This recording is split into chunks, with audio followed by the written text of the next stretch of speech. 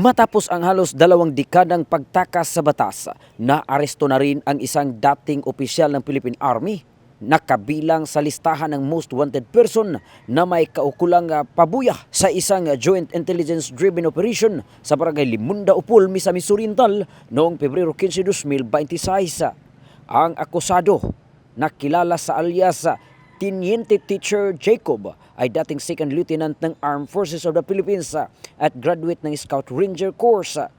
Mayroon siyang nakabinbing warrant of arrest sa kasong kidnapping for ransom na inilabas ng Regional Trial Court Branch 145 sa Makati City noong Hunyo 29, 2007 na walang inirekomendang piyansa.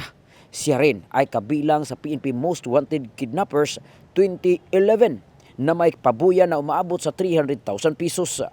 Isinagawa ang pag-aresto ng Regional Intelligence Division 10 bilang lead unit katuwang ang 2nd PMFC Misamis Oriental, 1001st Maneuvering Company RMFV Region 10, Upol Municipal Police Station at DI Mapio at PNP Anti-Kidnapping Group Mindanao Field Unit. Batay sa record ng kaso, noong Mayo 24, 2007, dinukot ng mga armadong lalaki ang Filipino-Pakistani businessman na si Tariq Mian sa harap ng kanyang tindahan sa Makati City. Nagkaroon ng negosasyon sa ransom na umabot sa 2 million pesos. Subalit hindi agad pinalaya ang biktima. Kinabukasan, Hunyo 3, 2007, saka na lamang siya pinakawalan at nasagip ng mga otoridad. Ang mga kasabwat ng akusado, kabilang ang 2 dating sundalo, 1 pulis at 3 iba pa, ay nahatulan noong 2018 ng reclusion perpetua. Siya na lamang ang natitirang nakalaya hanggang sa kanyang pagkakaaresto nitong linggo.